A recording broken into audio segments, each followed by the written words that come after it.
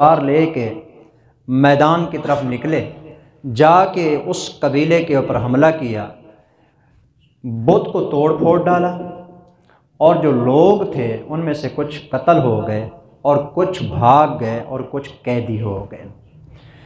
ان قیدیوں میں سے ایک نام ہے، ایک خاتون ہے جس کا نام ہے صفانہ، مشہور آدمی ہے، آپ نے سنا ہوگا حاتم طائی جی، یہ اس کی بیٹی ہے، یہ حاتم طائی کی بیٹی ہے، قید ہو جاتی ہے۔ رسول اللہ صلی اللہ علیہ وسلم کے پاس حضرت علی تشریف لاتے ہیں، مال غنیمت بھی لیا ہوا ہے، کچھ جانور بھی ساتھ تھے، اور ان قیدیوں کے اندر صفانہ بھی ہے۔ مسجد نبوی کے پاس حضرت علی نے ان قیدیوں کو ٹھہرا دیا، قیدی وہاں پر تھے۔ ادھر آپ علیہ الصلوۃ والسلام نے نماز پڑھی، نماز پڑھنے کے بعد حضور نے دیکھا ایک لڑکی ہے اور اس کے سر کے اوپر دوپٹہ نہیں ہے۔ رسول اللہ صلی اللہ علیہ وسلم آگے ہوئے، اپنی وہ کملی مبارک جس کے پاکیزگی کے تذکرے اللہ قرآن میں کرتا ہے، یا ایھا المزمل یا ایھا المدثر، وہ پاک کملی جس کے تذکرے اللہ قرآن میں بھی کرتے ہیں، اور بڑی عظیم کملی تھی۔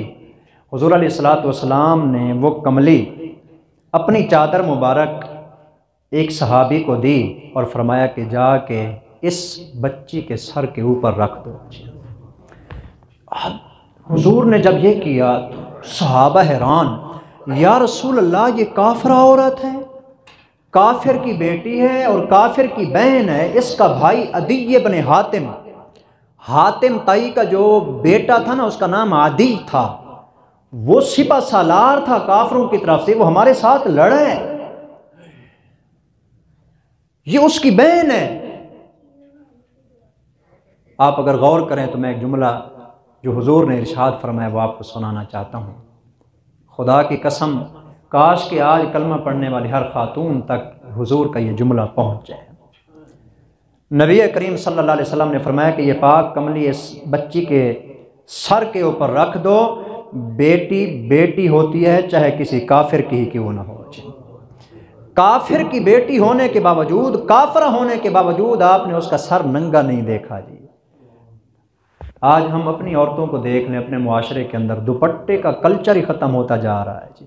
پہلے تھا، پھر گلے میں آیا، اب تو گلے سے بھی نکل گیا ہے۔ لباس چھوٹا ہوتے ہوتے ہوتے لباس کا مقصد جسم کو ڈھانپنا تھا، آج لباس کا مقصد جسم کو ڈھانپنا رہا ہی نہیں ہے، الٹا جسم کو دکھانا مقصد بن گیا ہے۔ آپ نے فرمایا بیٹی بیٹی ہے، بیٹی بیٹی ہوتی ہے چاہے کسی کافر کی ہی کیوں نہ ہو۔ اس کے سر کے اوپر کتنی پاکیزہ کملی ہوگی حضور کی۔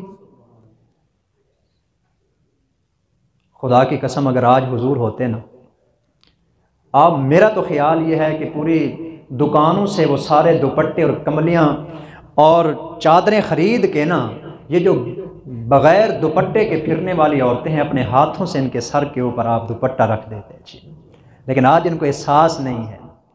تو آپ علیہ الصلوۃ والسلام نے اس کے سر پہ دوپٹہ رکھوایا، وہ آگے آئی، پہلے ڈری ہوئی تھی، جب آپ کا یہ رویہ دیکھا نا آگے آئی، کہنے لگی میں مشہور حاتم طائی سردار کی بیٹی ہوں، میرے والد فوت ہو گئے، آپ جانتے ہیں میرے والد بہت عظیم انسان تھے، لوگوں کا خیال رکھتے تھے، بڑے سخی آدمی تھے، والد سے فوت ہو گئے ہیں، میرا بھائی تھا عدی، وہ جو میرا بھائی تھا خیال رکھنے والا وہ بھی چھوڑ کے بھاگ گیا ہے، یہ ملک شام میں نکل گیا تھا، یہ عیسائی تھا، اگر مہربانی ہو سکے یا رسول اللہ آپ مجھے آزاد فرما دیجیے۔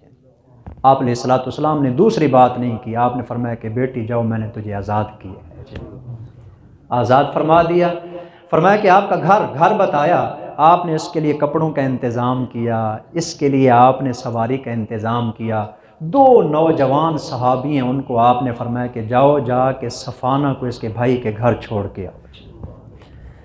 یہ دو صحابی رسول اللہ صلی اللہ علیہ وسلم کے صفانہ کو لے کے چلتے ہیں، اور سفر کرتے کرتے کرتے کرتے کئی دنوں کا سفر تھا کہ اس کے گھر میں جا کے پہنچے۔ جس وقت وہ بھائی کے سامنے ہوئی نا تو بھائی نے دیکھا، بڑا حیران ہوا کہ آپ اکیلی کیسے آ گئیں؟ اس نے کہا اکیلی نہیں، مجھے چھوڑنے والے دو محمد کریم کے فوجی بھی آئے ہیں۔ اس نے صحابہ کی طرف دیکھا، نوجوان صحابہ اس نوجوان لڑکی کے ساتھ اتنے دن اتنی راتیں اکٹھے سفر کرتے رہے۔ اس نے کہا کہ بہن تیری عزت تو سلامت ہے نا، راستے کے اندر انہوں نے تجھے کوئی چھیڑ چھاڑ تو نہیں کی، تنگ تو نہیں کیا؟ صفانہ نے اپنے بھائی سے چہرہ دوسری طرف پھیر لیا اور کہا کہ تو بھائی تھا، سگا بھائی تھا، تو بھی تو میرا رکھوالا تھا، چھوڑ کے آ گیا تھا۔ مجھے رب کعبہ کی قسم ہے تو میرا سگا بھائی ہے، تیرے گھر کے اندر میری اتنی عزت محفوظ نہیں تھی جتنا محمد کے صحابہ کے درمیان محفوظ تھی۔ وہ ایسے میری خدمت کرتے آئے ہیں، اس قدر انہوں نے میری عزت کا خیال رکھا ہے۔ چنانچہ یہ بہن اپنے بھائی کو کافی سمجھاتی رہیں، اسلام کا تعارف کرواتی رہی۔ حضور کا وہ جو اس نے منظر نہیں دیکھا تھا مسجد نبوی کا، وہ جا کے اس نے بتایا۔ بھائی آپ کیوں نہیں سمجھتے؟ آپ جانتے ہیں ان کا جو نبی ہے نا، میں قیدی تھی، اور قیدیوں کا جو مرتبہ ہوتا ہے نا، عرب کے لوگ بہتر جانتے تھے، جانوروں سے بھی زیادہ بدتر ہوتے ہیں۔ میں ایک قیدی عورت تھی، اس کے باوجود رسول اللہ صلی اللہ علیہ وسلم نے میرے سر کے اوپر اپنی کملی مبارک رکھ دی ہے، تو کیوں نہ میں کہوں کہ وہ محمد اللہ کا سچا رسول ہے۔ تو وہ کہنے لگی میرا تو خیال یہ ہے کہ آپ بھی ساتھ چلیں، جا کے رسول اللہ صلی اللہ علیہ وسلم کے ہاتھ پہ بیعت کرتے ہیں۔ پہلے تو ہچکچایا بھائی، کافی لے دے کی، سمجھتا رہا دین کو کہ وہ کیا کہتے ہیں، ادھر ہمارے دین میں کیا ہے، تحقیق کرتا رہا۔ آئندہ سال یہی شعبان کا مہینہ تھا، جس کی وجہ سے یہ بات میں نے چھیڑی ہے، بیان کرنا چاہتا تھا۔ یہی شعبان کا مہینہ تھا، عدی بن حاتم اپنی بہن کے ساتھ آ کے کلمہ پڑھ کے مسلمان ہو جاتا ہے جی۔ تو ان کا اسلام لانا اس مہینے میں ہے جی۔ اصل بات تو میں یہی بیان کرنا چاہتا تھا کہ شعبان کے مہینے میں ایک عظیم واقعہ پیش آیا کہ مشہور حاتم طائی کے بیٹے عدی بن حاتم مسلمان ہو جاتے ہیں۔ اسی کے ساتھ ہی میں کل کے حوالے سے بھی پیغام دینا چاہتا ہوں، غالباً کل 14 فروری ہے، تو اس دن ایک بے حیائی کا جو ارتکاب کیا جاتا ہے، ویلنٹائن ڈے کے نام سے ایک دوسرے کو پھول پیش کیے، غیر مرد ایک غیر عورت کو، لڑکا کسی لڑکی کو جا کے محبت کے نام پہ پھول دیتا ہے، ڈوب کے مر جانا چاہیے اس پوری نسل کو جی۔ اس دن کے اندر ایک ایک پھول اتنا قیمتی ہو جاتا ہے کہ ملتا نہیں ہے، ختم ہو جاتا ہے۔ یہ مسلمانوں کا کلچر ہے، یہ مسلمانوں کی روایات ہیں، یہ اسلام کی روایات ہیں۔ ہمارے نبی صلی اللہ علیہ وسلم نے فرمایا الحیاء شعبۃ من الایمان، حیا تو ایمان کا بہت بڑا حصہ ہے۔ ہمارے پیغمبر کتنے حیا والے تھے جی؟ میں حضور کے حیا کا خدا کی قسم کیسے آپ کو بتاؤں کیا تھے جی۔ حضور کے ساتھ جو لگنے والے تھے نا، وہ اتنے حیادار بن گئے تھے کہ ان سے رب کے فرشتے بھی حیا کرتے ہیں جو حضور کے ساتھ مل جاتے ہیں۔ اندازہ لگائیں کہ حضور کے حیا کا مرتبہ کیا ہوگا، کس قدر حیا والے پیغمبر تھے جی، کتنا حیا کا درس دیتے رہے رسول اللہ صلی اللہ علیہ وسلم جی۔ لیکن آج احساس ختم ہوتا جا رہا ہے، حیا کا اندازہ لگا۔ نبی صلی اللہ علیہ وسلم کی نا ایک سالی ہے، حضرت ابوبکر صدیق کی بیٹی ہیں حضرت اسماء، بہت بڑا عظیم نام ہے۔ مدینہ منورہ کے پاس نا کچھ حضرت زبیر کو جو ان کے شوہر ہیں جاگیر ملی تھی، وہاں ان کے نا کھجور تھے جی۔ یہ کھجور کی گٹھلیاں وہاں سے اونٹ کے اوپر نہ لایا کرتی تھی، پیدل آتی تھی، پیدل جاتی تھی، بعد میں ان کو سواری مل گئی۔ ایک دن وہ کھجور کی گٹھلیاں سر پہ اٹھا کے نا راستے میں آ رہی ہیں۔ سننے والی بات، عورت میں حیا اللہ کے پیغمبر نے کتنی پیدا فرما دی ہے۔ آپ علیہ السلام کے ساتھ رشتہ داری دیکھ رہے ہیں، سالی بھی ہیں، ابو بکر صدیق کی بیٹی بھی ہیں، صحابیہ بھی ہیں، صحابی کی بیوی بھی ہیں، صحابی کی بیٹی بھی ہیں، ساری چیزیں پائی جاتی ہیں۔ حضور اونٹنی پر تشریف لا رہے تھے، یہ گٹھلیاں اٹھا کے لا رہی تھی۔ آپ علیہ السلام نے اپنی اونٹنی کو بٹھایا اور اسماء سے کہا کہ اسماء آپ بھی سوار ہو جائیں، آپ بھی سوار ہو جائیں۔